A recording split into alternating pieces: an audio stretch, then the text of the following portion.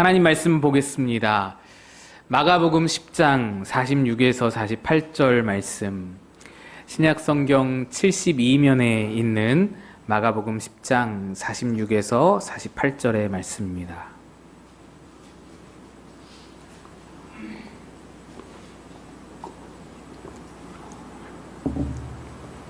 마가복음 10장 46에서 48절 말씀을 우리 함께 합독하여서 읽겠습니다. 시작. 그들이 여리고에 이르렀더니 예수께서 제자들과 허다한 무리와 함께 여리고에서 나가실 때에 디메오의 아들인 맹인 거지 바디메오가 길가에 앉았다가 나사렛 예수시란 말을 듣고 소리질러 이르되 다윗의 자손 예수여 나를 불쌍히 여기소서 하거늘 많은 사람이 꾸짖어 잠잠하라 하되 그가 더욱 크게 소리질러 이르되 다윗의 자손이여 나를 불쌍히 여기소서 하는지라.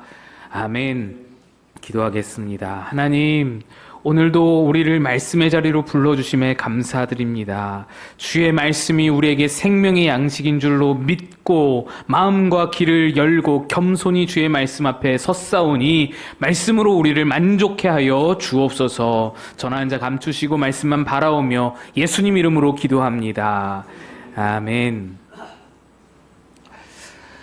올해 연초에 한 집사님께서 저에게 기도를 부탁하시면서 이런 말씀을 하셨습니다.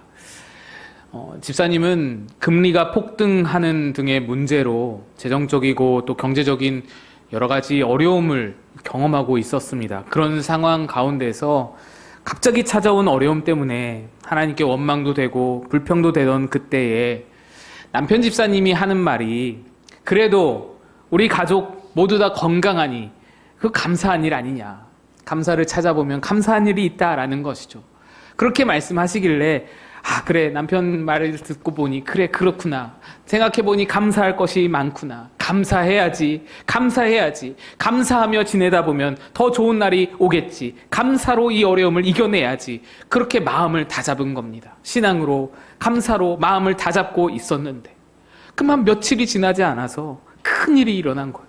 아버지께서 크게 다치시는 일이 벌어진 겁니다. 이 집사님이 낙심이 되어서 저에게 물었습니다. 목사님, 안 그래도 힘이 든데 이런 일들이 저에게 일어났습니다. 내가 기도를 해야 할 줄 아는데 기도를 해야 한다고 생각은 하는데 도무지 뭐라고 기도해야 할지 모르겠습니다. 제가 뭐라고 기도를 할까요? 뭐라고 기도를 해야 할까요? 라고 물으십니다. 집사님이 그 자신의 마음을 일일이 저에게 말씀은 안 했지만 제가 미루어서 짐작을 해보건대 기도라는 것이 여러분 뭡니까?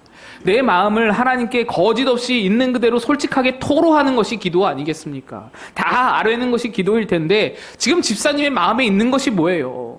원망과 불신과 의심과 염려와 걱정 이런 것들이다 보니 이것을 다 솔직하게 하나님께 토로하기도 좀 어려운 거예요. 부끄럽고. 그렇다고 아무렇지도 않게 하나님 앞에 거룩하게 그냥 점잖게 아무렇지도 않은 척하면서 평범하게 기도를 드린다는 것도 가식인 것 같고 또 그렇다고 아무것도 안 하고 기도조차 안 하고 아무것도 할 수 없는 그런 자신의 상황이 참 기도 아니라면 아무것도 할 수 없는 그 상황이 너무 답답하고 그런 마음이 있으셨으리라 이렇게 짐작이 되었습니다. 여러분이라면은 이런 상황, 이렇게 갑자기 어려움이 당하고, 이렇게 갑자기 여러 가지로 바라던 일들이 좌절되고, 가족이 아프고, 감사의 제목들이 막 사라지고, 그렇게 될 때에 여러분 어떻게 기도하시겠습니까? 목사인 저조차도 이런 상황은 참 난감하고, 어떻게 기도해야 할지 잘 모르겠지만, 저는 제 삶에 하나님께 이런 낙심이 되고 원망이 되는 상황 또는 어떤 큰일이 갑작스럽게 닥쳐서 당황스럽거나 다급해질 때면 그래서 어떻게 기도해야 할지 막 모르고 머리가 혼잡스럽고 복잡할 때면 이렇게 기도합니다. 하나님, 저를 좀 불쌍히 여겨주세요. 하나님, 저를 불쌍히 여겨주세요. 집사님께도 제가 그렇게 대답을 드렸습니다. 왜냐하면 불쌍히 여겨주세요 라는 기도보다 더 진솔한 기도, 더 솔직한 기도는 없거든요. 이 기도는 예수 기도라는 이름으로 그 역사가 상당히 깊은 기도입니다. 오래전부터 교부들을 통해서 이 나를 주여 나를 불쌍히 여기소서라는 기도가 전승되어서 입에서 입으로 전승되어서 오다가 14세기부터 동방정교회에서 이 기도를 본격적으로 가르치기 시작했습니다.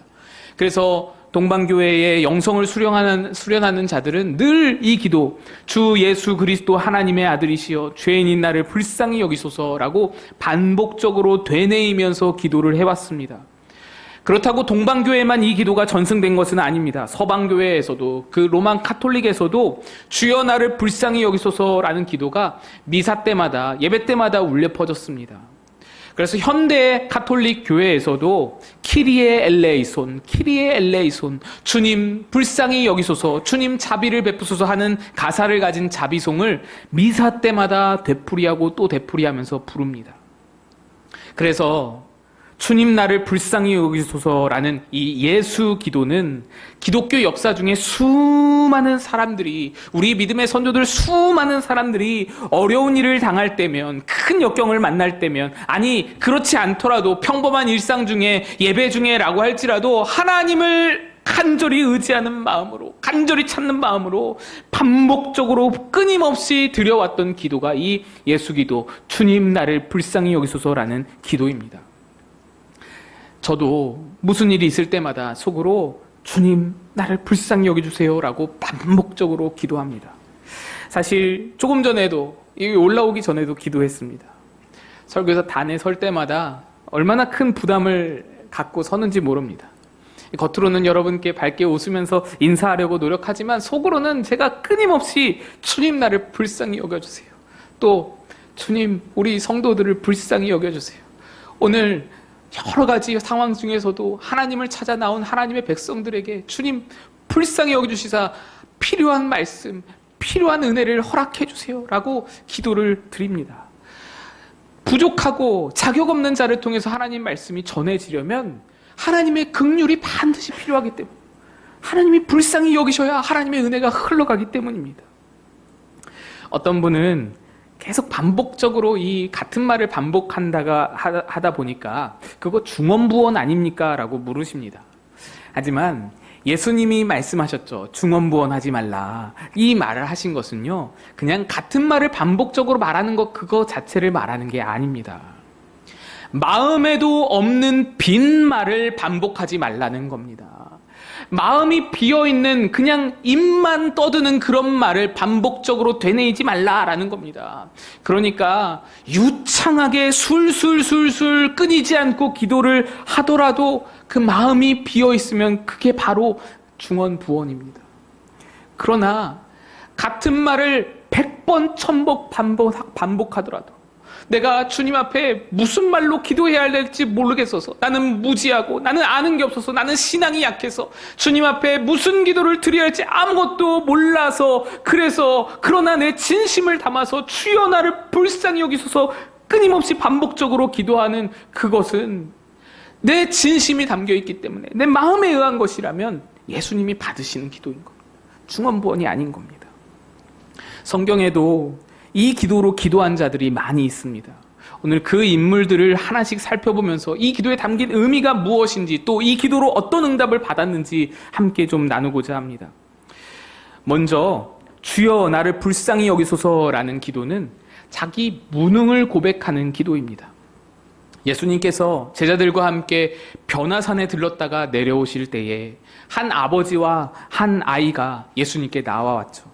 그때 아이의 아버지가 예수님께 이렇게 말합니다.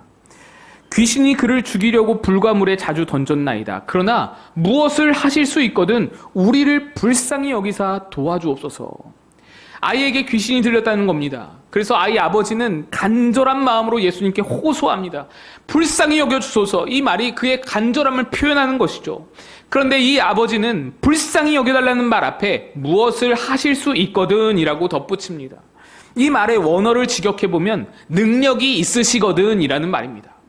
그러니까 이 능력이 있으시거든 불쌍히 여기소서 도와주소서라는 말이요, 우리에게 언뜻 듣기에는 능력이 있으시다면 좀 도와줘 보세요 라고 들려서 좀 다소 무례하게 들릴 수가 있는데, 사실 본 의미는 그런 것이 아닙니다. 이 말은 내가 어떤 다른 방법을 써봤어도 안 되었는데, 어떤 다른 누구에게 부탁해봤어도 그들이 하지 못했었는데 당신은 하실 수 있지 않습니까? 라는 물음입니다. 이 아버지가 처음 아이에게 귀신이 들렸을 때 무엇인들 안 해봤을까요? 여러분 아들을 생각해 보시고, 여러분 자녀와 여러분 손자를 생각해 보세요. 귀신이 들렸는데, 아이에게 귀신이 들렸는데 뭘 안 하겠어요? 뭘 안 해보겠어요? 좋다는 약도 써보고, 용하다는 납비도 찾아가보고, 제사장도 찾아가보고, 목사님도 찾아가보고, 저 기도원도 가보고, 어디든 다 가보지 않겠습니까? 안 해본 것 없이 다 해봤을 겁니다. 그런데 그러던 중에 도저히 내 능력으로는 도저히 이 아이를 고칠 수 없다는 것을 이 아버지가 깨달은 겁니다. 그러다가 오늘 변화산 자락으로 나와와서는 예수님의 제자들까지 만났습니다. 제자들을 만나서는 좀 고쳐달라고, 우리 아이 좀 귀신 좀 쫓아내달라고 그렇게 부탁을 하는데, 그런데 그 제자들도 능력이 없는 건 마찬가지인 겁니다. 이렇게 말합니다. 내가 선생님의 제자들에게 내쫓아달라 하였으나 그들이 능히 하지 못하더이다. 그러니 이 아이 아버지는 계속되는 실패를 경험한 겁니다. 계속되는 인간의 무능을 경험한 겁니다. 너무너무 사랑하는 아들인데, 내 목숨과도 바꿀 만큼 귀중한 아들인데, 귀신 들려서 괴로워하는 아들을 위해서 이 아버지가 해줄 것이 없는 거예요. 도와줄 사람이 없는 거예요. 그때 느끼는 그 아버지의 무기력함, 그 괴로움, 그 비참함, 그 무능의 고백이 우리를 불쌍히 여기사 도와주옵소서라는 기도에 담겨 있는 것입니다. 사람이요, 무력감을 느낄 때, 이 무능함을 느낄 때 불쌍히 여겨달라는 기도가 저절로 나오는 것입니다. 또 이 이야기의 바로 다음 장에, 마가복음 10장에 기록되어 있는 바디메오의 고백도 그렇습니다. 오늘 본문 말씀이죠. 47에서 48절 보시면, 나사렛 예수시란 말을 듣고 소리질러 이르되 다윗의 자손 예수여 나를 불쌍히 여기소서 하거늘 많은 사람이 꾸짖어 잠잠하라 하되 그가 더욱 크게 소리질러 이르되 다윗의 자손이여 나를 불쌍히 여기소서 하는지라. 바디메오는 2번이나 나를 불쌍히 여기소서라고 외쳤습니다. 첫 번째 외쳤을 때에 주변 모든 사람들이 막 꾸짖고 잠잠하라고 만류하고 그러는데도 더더욱 크게 소리를 질러서 외쳤습니다. 바디메오는 시각장애인이죠. 당시 사회에서 시각장애인만큼 그 삶이 비참하며 무능하며 무가치한 삶은 또 없습니다. 가장 비천하다는 고아와 과부보다도 상황이 더 딱한 것이 맹인이었습니다. 장애인을 위한 사회 보조 시스템이나 복지 정책이 전무한 시대이지 않습니까? 그러니 경제 활동도 할 수가 없고요. 또 가정과 사회에 어떤 유익을 남길 만한 그런 가치가 없는, 그래서 인간으로서 존재의 의미와 가치를 도저히 발견할 수가 없는 삶이 맹인의 삶입니다. 아무 쓸모가 없는 거예요. 아무 유익이 없는 거예요. 그저 다른 사람들이 도와줘야만, 다른 사람들이 그에게 한 푼 두 푼 도와줘야만 생명을 유지할 수 있는, 그럴 수밖에 없는 삶이 맹인의 삶인 것입니다. 그 당시의 맹인의 삶. 그래서 오늘 본문에도 바디메오를 맹인 거지 바디메오라고 표현합니다. 맹인과 거지는 세트인 거예요. 맹인은 거지일 수밖에 없는 거예요. 참으로 비참하고 무능한 삶인 것입니다. 그래서 그는 2번이나 간절히 외쳤습니다. 나를 불쌍히 여기소서. 나를 불쌍히 여기소서. 사람들이 만류하고 끌어당기고 막 앉으라고 하고 잠잠하라 하고 입을 틀어막아도 그것을 이겨내고 나를 불쌍히 여기소서 외치는 겁니다. 예수님이 어디 계신지 보이지도 않는데도 허공에다 대고 나를 불쌍히 여기소서, 나를 불쌍히 여기소서 외치는 겁니다. 자신의 삶에서 그렇게 무력함을 절감할 때, 내가 아무것도 할 수 없는 존재라는 것을 절감할 때 불쌍히 여기소서라고 외치게 되는 것입니다. 또 불쌍히 여기소서라는 기도에는 죄인의 고백이 담겨 있습니다. 누가복음 18장 13절의 말씀입니다. 세리는 멀리 서서 감히 눈을 들어 하늘을 쳐다보지도 못하고 다만 가슴을 치며 이르되 하나님이여 불쌍히 여기소서 나는 죄인이로소이다 하였느니라. 이 세리는 성전에서 기도했던 그 세리입니다. 바리새인이 성전에서 저 세리와 같지 않음을 감사하나이다 라고 기도하고 있을 때 세리는 그 바리새인 곁에도 가지 못해서 멀찌감치 떨어져서 서서 하나님 나를 불쌍히 여기소서, 나를 죄인이로소이다 라고 외치는 겁니다. 그는 죄인이기 때문에 불쌍히 여겨달라고 기도할 수 있었습니다. 여러분, 의로운 자는 자비를 구할 필요가 없습니다. 내게 의가 있다고 생각하는 자는 내 의로 설 수 있다고 믿기 때문에 자비를 구할 필요가 없어요. 긍휼이 필요가 없는 거예요. 내가 스스로 설 수 있는 거예요. 그러나 죄인은, 내게 넘치는 죄를 느끼는 사람은 오직 하나님의 긍휼이 아니면 설 수 있는 방법이 없기 때문에 하나님의 긍휼을 구하는 거예요. 어쩔 수 없이 저절로 입에서 튀어나오는 거예요. 나를 불쌍히 여기소서, 기도가 터져 나오는 것입니다. 다윗도 또 그랬습니다. 다윗이요, 밧세바를 범하고 우리아를 죽게 하는 중죄를 저질렀죠. 얼마나 큰 죄악입니까? 간음과 살인을 한꺼번에 저질렀습니다. 그런 죄를 저지른 뒤에 나단 선지자가 그를 책망하면서 그 범죄로 잉태된 밧세바의 아기, 그 간음으로 잉태된 그 아이가 곧 죽을 거라고 예언을 했습니다. 그러자 밧세바가 낳은 아이가 심히 앓기를 시작합니다. 태어나자마자 아이가 앓기를 시작하는 것. 다윗은 이 일로 금식을 하면서 밤이 새도록 땅에 엎드렸다라고 했습니다. 엎드려서 울면서 기도했습니다. 신하들이요, 아이고 왕이 이러시다가 건강을 상하면 어쩔까 그래서 막 일으키려고, 다윗을 일으키려고 막 애를 써도 듣지를 않습니다. 식음을 전폐하고서 엎드려서 기도를 했습니다. 그러다가 이래 만에 아이가 예언대로 죽음을 당했습니다. 아이가 죽자 다윗은 눈물을 닦고 의관을 정제하고 식사를 하기 시작했습니다. 신하들이 다윗이 이상하죠. 이해가 안 되죠. 아니, 아이가 막 그렇게 아플 때는 식음을 전폐하고 엎드려서 기도하시더니 아이가 죽은 후에는 도리어 멀쩡하게 일상을 살아가는 그 다윗의 모습이 이상해 보일 수밖에 없죠. 그래서 묻습니다. 왕이시여, 이게 어찌된 일이십니까? 무슨 의미이십니까? 왜 그러십니까? 이렇게 묻자 다윗이 이렇게 대답합니다. 사무엘하 12장입니다. 이르되 아이가 살았을 때 내가 금식하고 운 것은 혹시 여호와께서 나를 불쌍히 여기사 아이를 살려주실는지 누가 알까 생각함이거니와. 다윗이 무슨 기도를 드렸었는가? 식음을 전폐하고 엎드려서 울면서 무슨 기도를 드렸었는가? 바로 주님, 나를 불쌍히 여기소서, 이 기도를 하고 있었던 겁니다. 다윗은 이 아이가 아픈 것이, 이 아이가 죽어가는 것이 내 죄 때문임을 다 알고 있었습니다. 내 죄가 얼마나 극악한지를 알고 있었습니다. 그래서 이 아이를 살려달라고는 염치 없어서 차마 기도를 못하죠. 내 죄의 대가인데 이 아이를 어떻게 살려달라고 합니까? 그런데 그렇다고 기도도 안 하고 가만히 있을 수는 없잖아요. 혹시 나를 불쌍히 여겨 도와주시지 않을까? 혹시 나를 불쌍히 여겨 살려주시지 않을까?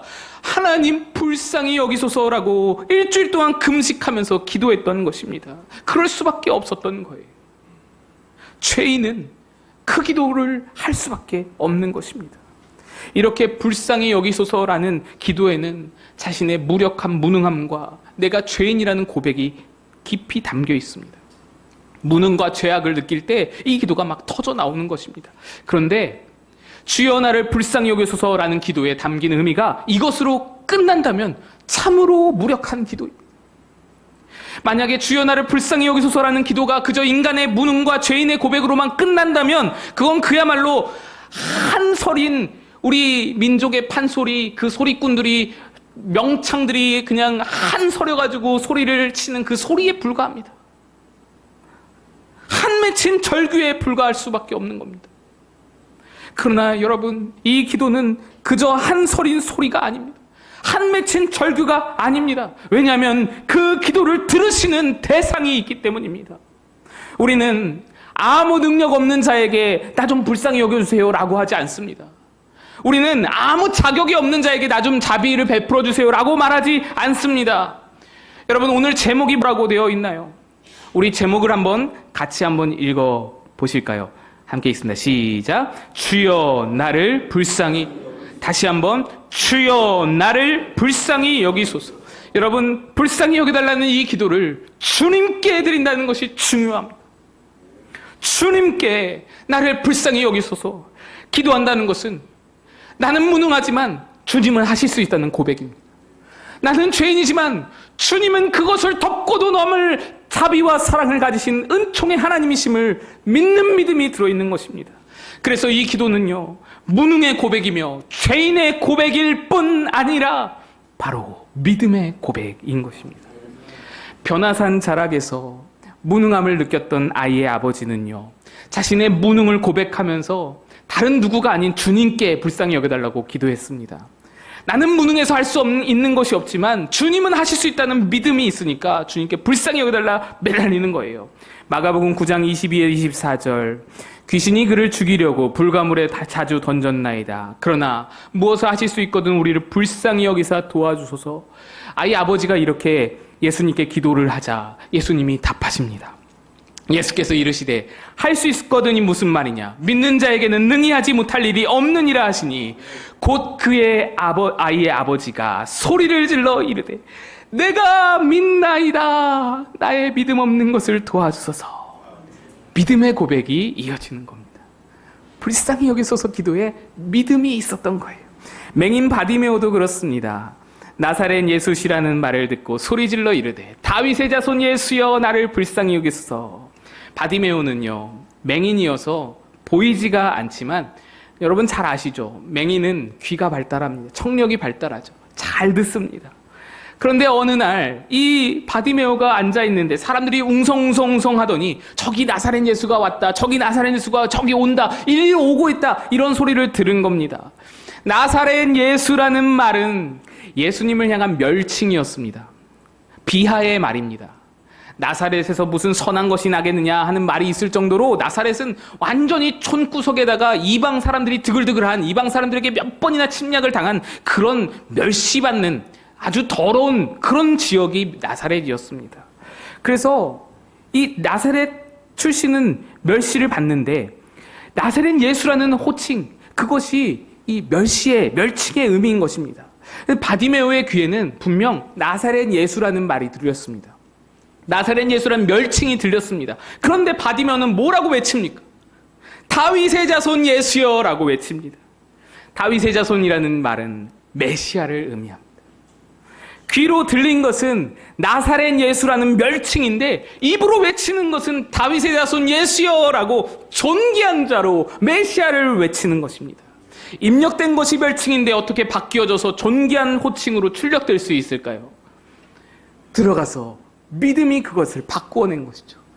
내가 믿는 예수는, 내가 아는 예수는 나사렛 출신 그것으로 멸칭될, 그것으로 그렇게 비하될 그런 분이 아니셔. 그분은 메시아셔 라는 믿음이 작동되었기에 다윗의 자손이시여 라고 바로 입으로 튀어나온 것입니다. 어디 계신지 예수님이 보이지 않지만 허공에다 외치더라도, 그분이 지금 어디 계신지 아무것도 알지 못하지만 허공에다 외치더라도 다윗의 자손이시여 나를 불쌍히 여기소서, 다윗의 자손이시여 나를 불쌍히 여기소서 두 번이나 간절히 믿음으로 외친 것입니다. 이 기도에 예수님이 응답하십니다. 마가복음 10장 52절, 예수께서 이르시되 가라, 내 믿음이 너를 구원하였느니라. 바디메오는요, 할 수 있는 것이 불쌍히 여겨달라는 기도밖에 없었는데 주님은 그것을 믿음의 고백으로 들으시는 겁니다. 주님이 그걸 믿음으로 들으셔서 내 믿음이 너를 구원하였다, 구원해 주시는 것입니다. 또 세리와 다윗의 기도도 마찬가지입니다. 그들은 자신이 철저히 죄인임을 깨닫고 불쌍히 여겨달라고 기도했는데 그 말은 곧 나는 죄인이지만 주님은 자비하시지 않습니까? 자비하신 주님이 아니면 내가 어디에게로 가겠습니까? 누구에게로 가겠습니까? 나를 불쌍히 여겨주소서라고 기도하는 겁니다. 주님만이 이 죄인을 용서하실 수 있다는 믿음이 이 기도에 들어있던 것입니다. 그래서 주님은 불쌍히 여겨달라는 세리의 기도에 어떻게 응답하시나요? 이렇게 말씀합니다. 내가 너희에게 이르노니 이에 저 바리새인이 아니고 이 사람이, 이 세리가 의롭다 하심을 받고 집으로 내려갔다. 세리는 자기 죄를 깨달아 불쌍히 여겨달라고 기도했을 뿐인데 그 기도를 들으시고 예수님이 의롭다 칭하시는 거예요. 여러분, 의롭다고 칭하시는 것은 무엇밖에 안 됩니까? 믿음밖에는 의롭다 칭하실 그 놀라운 은혜를 받을 일이 없는 거예요. 그 볼품없이 보였던 주님 나를 불쌍히 여기소서라는 기도에 믿음의 고백이 담겨 있었기에 주님이 의롭다고 여기시는 거예요. 의롭다고 여기시는 놀라운 은혜와 역사가 일어나는 겁니다. 또 다윗의 기도, 그렇게 금식하며 불쌍히 여겨달라 기도하던 다윗의 기도도 응답을 받았는데요. 사무엘하 12장 25절, 선지자 나단을 보내 그의 이름을 여디디아라 하시니 이는 여호와께서 사랑하셨기 때문이라. 다윗은 밧세바를 통해서 낳은 첫째 아이는 결국 잃었지만 하나님은 그 밧세바를 통해서 둘째 아이 솔로몬도 다시 허락해 주셨습니다. 그리고 이 솔로몬의 이름을 지어주시는데요, 여디디아라고 지어주셨습니다. 여디디아는 여호와께 사랑을 입은 자다라는 뜻입니다. 사실 다윗이라는 이름도 사랑을 입은 자라는 뜻인데, 그런데 여기에 더해서 여디디아를 덧붙여 주시는 거예요. 여디디아는 이름을 다시 지어주시면서 여호와께서 나는 너를 여전히 사랑한다 말씀하시는 거예요. 너의 실수에도 불구하고, 너의 죄악에도 불구하고 나는 너를 여전히 사랑한다 라는 말로 여디디아라고 이름 지어주시는 것입니다. 다윗은 하나님 앞에 엎드려서 불쌍히 여기소서 불쌍히 여기소서 밖에는 한 것이 없는데, 하나님은 그에게 여디디아, 내가 너를 여전히 사랑한다, 너의 실수에도 불구하고 여전히 사랑한다 말씀하시는 거예요. 왜요? 불쌍히 여기소서라는 그 기도에 주님은 자비로우신 분입니다. 주님만이 내 죄를 용서하실 수 있습니다 라는 믿음이 들어있기 때문에. 여러분, 우리의 삶의 모습 어떻습니까? 혹시 무능과 무기력을 느끼면서 비참한 가운데서 절망하지는 않습니까? 우리는 유능하고자 노력하지요. 유능을 위해서 애를 쓰죠. 하지만 아무리 유능한 자가 된다고 하더라도 언젠가는 한계를 만나고 언젠가는 무능을 경험하지 않습니까? 인간인 이상 한계가 없는 인생은 아무도 없습니다. 그래서 무능과 무기력을 느끼는 날은 언젠가는 오고야 마는 것입니다. 바로 그날에 여러분 무엇을 기도하겠습니까? 무엇을 하나님께 외치겠습니까? 무슨 기도 드리시겠어요? 또는 환난 날에 갑작스러운 어려움에, 갑작스러운 아픔에, 그런 실패 속에서, 괴로움 속에 여러분 고민하고 계시지는 않습니까? 혹시 실수하여 넘어져서 무거운 죄의 짐을 홀로 지고 방황하고 계시지는 않습니까? 어떻게 기도해야 할지를 모르겠고 너무 지쳐서 기도하고 싶지도 않다는 마음이 들지는 않으십니까? 그럴 때 이 기도를 드려보시기 바랍니다. 우리 한 번 더 따라해 볼까요? 저를 따라해 보세요. 주여, 나를 불쌍히 여기소서. 주여, 나를 불쌍히 여기소서. 이 기도가 여러분을 살게 할 줄로 믿습니다. 나는 무능하나, 나는 무력하나, 전능하신 주님께서 나를 불쌍히 여기면 못할 일이 없는 거예요. 나는 죄인이지만 자비하신 주님께서 나를 불쌍히 여기시면 용서 못할 죄가 없는 것입니다. 회복되지 못할 인생이 없는 줄로 믿습니다. 우리 같이 다 일어나셔서 찬양하겠습니다. 찬양하실 때에 주여 나를 불쌍히 여기소서, 우리 이 말씀을 생각하면서 함께 찬양하겠습니다.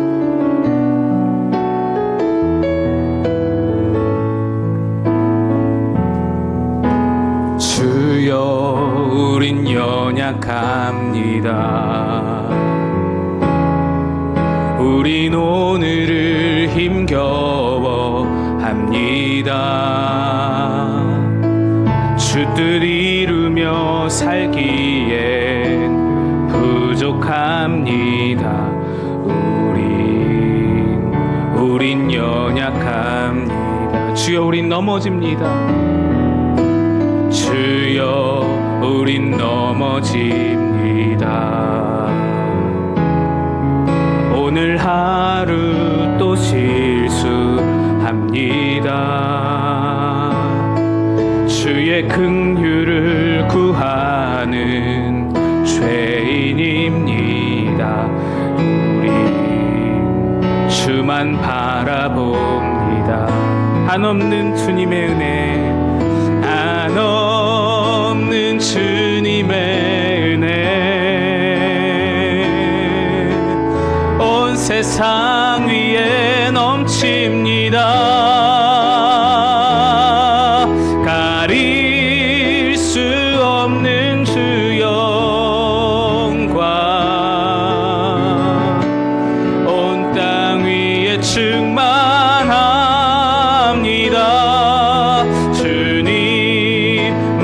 여전히 길이 오니